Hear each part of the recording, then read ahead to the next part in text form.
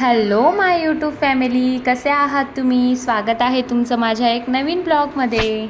चला मग, सध्या आहे ना उन्हाळा सुरू झालेला आहे. सगळ्या बायकांनी ना आपली उन्हाळ्याची सगळी काही कामं काढलेली आहेत. कुणाचे पापड तर कुणाच्या कुरडया, कुणाचं काय तर कुणाचं काय चालूच आहे.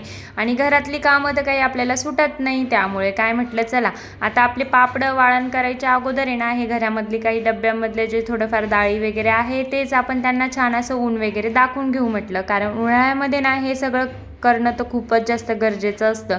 कारण की उन्हाळा संपला की मग त्यानंतर पावसाळा लागत असतो आणि पावसाळ्यात कुठे आपल्याला सूर्य बघायला भेटेल सांगताच येत नाही. म्हणजे पावसाळ्यात ना इतकं जास्त म्हणजे पाऊस असतो ना, त्यामुळे आपल्याला कोणती गोष्ट उन्हात ठेवायला म्हणजे जमतच नाही. त्यामुळे ना म्हटलं चला आता ह्या डाळी वगैरे ना मस्त असं उन्हामध्ये वाळवून घेते, कारण उन्हाळ्यामधलं हे काम आपलं अगोदर संपून जाईल. त्यानंतर आहे ना मस्तपैकी ना सगळ्या डाळी वगैरे त्यांना ऊन दाखवून दिलं, कारण की नाही का डब्यामध्ये भरून भरून त्यांनाही भुंकं लागत असतं, बारीक बारीक किडे त्यामध्ये होत असतात. त्यामुळे अगोदर त्यांना उन्हामध्ये ऊन दाखवून दिलं. आणि माझी मुलं कुठे मला सोडतात, मागे मागे असतंच त्यांचं काही ना काही, त्यांना खोड्या करायलाच हव्या. मम्मी काय करते ते त्यांना अगोदर बघायचं असतं. त्यानंतर इथे तुम्ही बघू शकता किती जास्त ऊन तापतंय नाही का. आणि त्यानंतर म्हटलं चला बाबा घरातच बरं आहे, काय बाहेर इतकं जास्त ऊन आहे, गॅलरीमध्येही थोड्या वेळही उभं राहू वाटत नाही.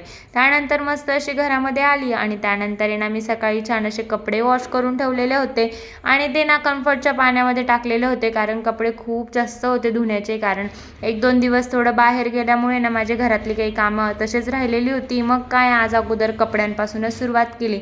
अगोदर ना सगळे कपडे छान असे धुवून घेतले, त्यानंतर ते कम्फर्टच्या पाण्यात टाकलेले होते. म्हटलं आता वेळ भेटलाय आता टाकून घेते, कारण सकाळी डाळी वगैरे ठेवलेल्या होत्या मी उन्हामध्ये. त्यामुळे ना मग मला ते काही तिथे टाकायला जमलं नाही. म्हटलं डाळीत वगैरे अजून पाणी वगैरे उडेल, त्यामुळे ना आता टाकून देते म्हटलं. म्हणून ना मग म्हटलं चला आता ना हे कपडे अगोदर आवरून घेते आणि मग मस्तपैकी ना ते ना गॅलरीमध्ये नेऊन वाळू घालून देते. आणि खरंच इतकं जास्त ऊन पडतंय ना, आता आपल्याला उन्हाचीही गरज नाही कपडे वाळू घालण्यासाठी, कारण ज्या गरम वाफा येतात ना त्यानेच कपडे कधी वाळून जाता कळतच नाही. त्यानंतर हॉलमध्ये ना असा काही पसारा आमचा पडलेला असतो, कारण मुलांचं दिवसभर खेळणं या ठिकाणी चालू असतं. त्यामुळे सगळ्या खेळणी हॉलमध्ये पसरलेल्याच असतात. त्यानंतर ना मस्तपैकी असे कपडे वाळू घालून देते म्हटलं. आणि खरंच कपडे वाळू घालता घालता एकच विचार करत होती, कारण खाली मला दिसत होतं सगळ्या बायका मस्तपैकी मिळून ना छान असं पापड वगैरे करत होत्या. कोणी काय करत होतं तर कुणी काय करत होतं. खरंच ना उन्हाळ्यामध्ये बायकांना एकत्र येण्याची, बसून बोलण्याची खूप छान अशी संधी असते. मस्तपैकी एकत्र येतात एक दिवस. म्हणजे आपल्या ना इथे कसं असतं, प्रत्येक बाया आहे ना स्वतःच नाही बघत, दुसऱ्याचंही बघत असतात. म्हणजे स्वतःचीही कामं करतात, दुसऱ्याचीही करू लागतात. म्हणजे आपल्या इथे ना काही काही लेडीजची खूप छान अशी युनिटी असते. म्हणजे ती अशी की आज आपण हिचे पापडं करू, उद्या तिचे करू. म्हणजे असं करून ना काही काळ तरी ते एकत्र येतात आणि मस्तपैकी छान अशा रमतात, गप्पा गोष्टी करतात आणि सोबतही त्यांचे कामही या ठिकाणी चालू असतात नाही का. त्यानंतर ना मलाही करायचे आहेत छान असे उडदाचे पापडं, ते मी नक्कीच तुमच्यासोबत शेअर करेलच. कारण आता सध्या मला ना डाळ वगैरे आणावं लागेल, ते सगळं करावं लागेल. त्यामुळे म्हटलं त्याला थोडा वेळ आहे, तरी पण मी तुमच्यासोबत शेअर करणार आहे, तेव्हा मी तुम्हाला नक्कीच दाखवेल. त्यानंतर ना हे काही डब्बे वगैरे ना सकाळी डाळी उन्हात घातलेल्या होत्या, त्यामुळे हे डबे ना धुंचून ठेवलेले होते, पण ते काही सुकलेच नाही म्हणून ते किचन वाट्यावर असे पालथे मारून दिले. त्यानंतर ना खरंच कामं करता करता ना मुलांकडे लक्ष देणं काही आपल्याला जमतच नाही. म्हटलं चला आता थोडा वेळ ना काही पिल्लूसोबतही घालूया, कारण पिल्लू उठली की तिचं सारखं असतं मम्मा मला तू घे, माझ्याजवळच बस आणि कुठेच जाऊ नको असंच असतं. आणि सध्या ना खूप जास्त ती ॲक्टिव्ह झालेली आहे. तिला ना असं असतं की मम्मा माझ्या डोळ्यासमोर पाहिजे. ती कुठे गेली की मग काय तिचं म्हणजे तिला ना कंटाळा येत असतो.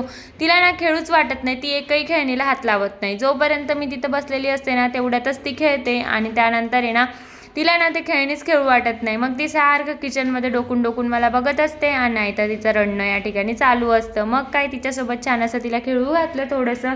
त्यानंतर तिची ना ती खेळायला लागली. म्हटलं चला आता पिल्लू खेळते ना तोपर्यंत आपणही आपली बाकीची कामं करून घ्यावं.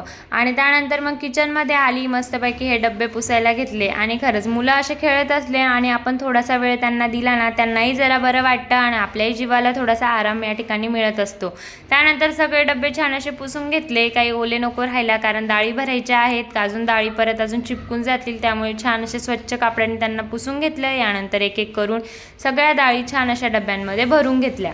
मी ना दिवाळीच्या वेळेस किराणा भरलेला होता, तेव्हा ना मी डीमार्टमधून डाळी भरलेल्या होत्या. त्यामुळे ना त्या डाळीना खूप दिवस झाले, म्हणजे खूप दिवस पण नव्हते झालेले तरी त्या अगोदरच त्यांना असं किडे पडून गेलेले होते. त्यामुळे ना आता माझी डीमार्ट किंवा असं मार्टमधून ना डाळी वगैरे घ्यायची अजिबात इच्छा होत नाही. आता तर मी आहोंना डायरेक्ट सांगितलेले आहे, आपण जर डाळी वगैरे घेऊत ना तर ते डायरेक्ट होलसेलमधूनच घ्यायचं, कारण की तिथे काही घ्यायला ते परवडतही नाही. कारण ना त्यामध्ये ना म्हणजे खूप दिवसांची, किती दिवसांची ती पॅकिंग असते ती काय आपल्याला कळत नाही आणि आपण तसंच उचलून आणतो, तसंच घेऊन येतो घरी आणि आपल्याला काही उमजत नाही किती दिवसाची पॅकिंग आहे. त्यामुळे म्हटलं चला होलसेलमधूनच यावेळेस डाळी वगैरे आपण या ठिकाणी भरूया.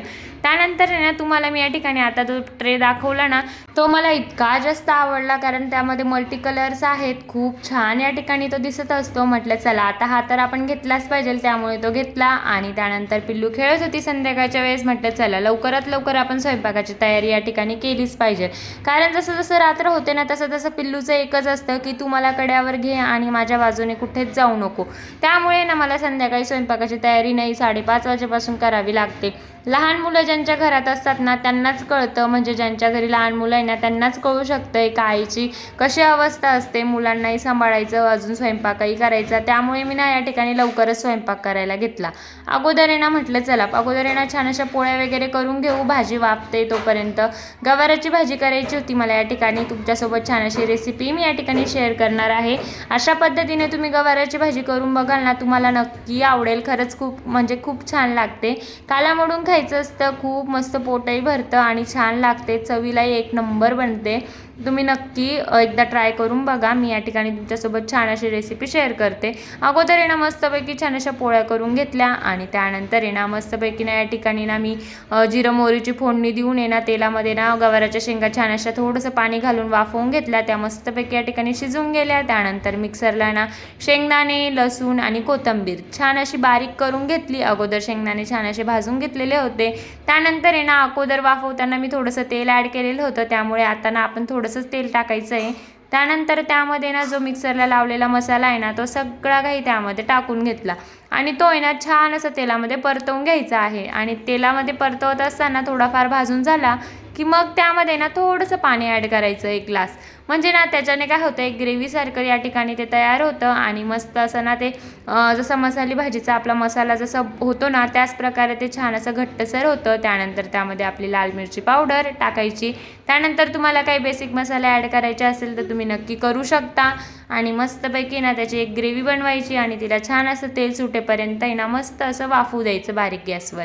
त्यानंतर म्हटलं चला आता मसाला वाफतोय तोपर्यंत बाकीची कामंही आवरून घेते. मस्तपैकी या ठिकाणी किचनवरचा सगळा पसारा आवरून घेते म्हटलं आणि सगळं काही किचन छान असं स्वच्छ करून घेतलं. आणि खरं स्वयंपाक करत असताना मी जास्त किचन घाण करत नाही आणि झालं पण तर आहे ना ते मी लगेचच या ठिकाणी स्वच्छ करून घेत असते, कारण नंतर किंवा आत्ता ते आपल्यालाच करायचं आहे, दुसरं कोण करणार आहे. त्यामुळे मग मी ते या ठिकाणी लगेचच स्वच्छ करून घेत असते आणि जराही थोडंफार किचन खराब राहिलं ना तर माझं तर अजिबात मन लागत नाही. त्यानंतर मस्तपैकी त्या वाफवलेल्या गवाराच्या शेंगा आपण त्यामध्ये टाकून द्यायच्या. छान अशी रश्श्याची तरीवाली भाजी या ठिकाणी रेडी होऊन जाते. त्यानंतर आहे ना स्वयंपाक झाला आणि पिल्लू या ठिकाणी बघा उठलेलीच होती. मग काय मॅडमची फरमाईश की मला झोका खेळायचा. आजचा ब्लॉग आहे ना मी ना पिल्लूला सांभाळ शूट केला होता, म्हणजे इतकी जास्त त्रास देत होती ना ती, रडत पण होती, भरपूर जास्त त्रास देत होती. मग तिला पण सांभाळत होती, ब्लॉगही शूट करत होती, त्यामुळे थोडंफार काही इकडे तिकडे झालं असेल. पण बाकी तुम्हाला ब्लॉग जर आवडला असेल तर आपल्या चॅनलला लाईक आणि सबस्क्राईब करायला विसरू नका. चला मग भेटूया आपण अशाच एक नवीन ब्लॉगमध्ये. तोपर्यंत बाय.